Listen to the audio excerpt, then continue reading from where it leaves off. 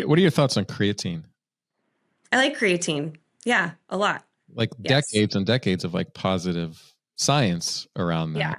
And I see they're even, I think they're investigating it with mood related problems.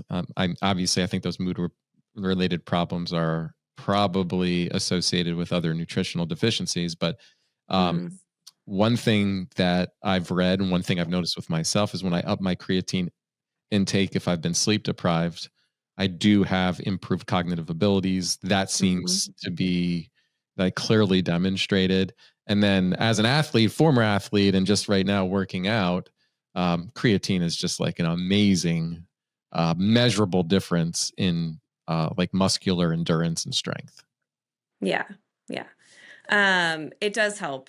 And I definitely, it's funny. I absolutely, like years and years ago, I thought that it was hard on the liver. It's not at all. But I was like, no, you shouldn't be taking that. I mean, this was like years ago. And now we're just seeing all the benefits of how wonderful it is. And it helps with that and cognition. Are you doing 5 grams? Is that your dose? I'm actually doing 10 grams now. Okay. Yeah. Yeah. I just saw, who do I follow? Found My Fitness. What's her name? Rhonda Patrick, Dr. Yeah, Rhonda Patrick. I've been following her work, and she's just demonstrating that increased dosage has some positive effects. So I did increase it from 5 to 10. Cool. Yeah. It's basically just, it's, once again, everything's different per person, right? There's not like a standard dose, but it is better to go high dose to basically saturate everything. And then you can start to like titrate off as needed. And then obviously, you're like, well, I'm maybe not as sharp today. Then you can increase it again. Yep. And it's the same with those supplements too, like tyrosine and tryptophan. Like really the whole point of supplements, it's not to take it for forever, right? It's to help you get back to your baseline so you don't have to keep taking that.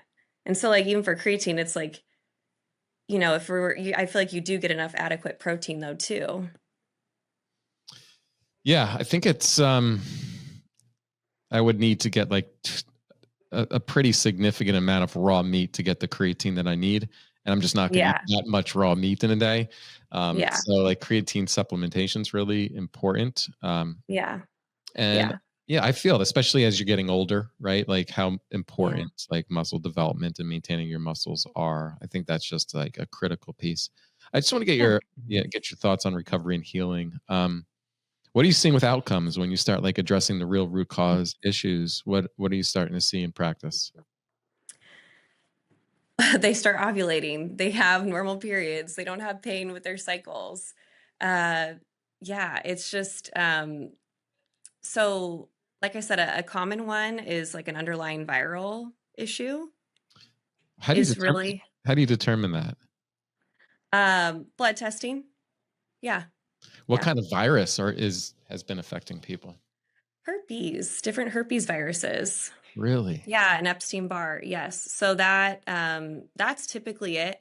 But the thing is if someone has it, if they chronically have cold sores or like a breakout elsewhere, obviously some herpes don't manifest in that way, right?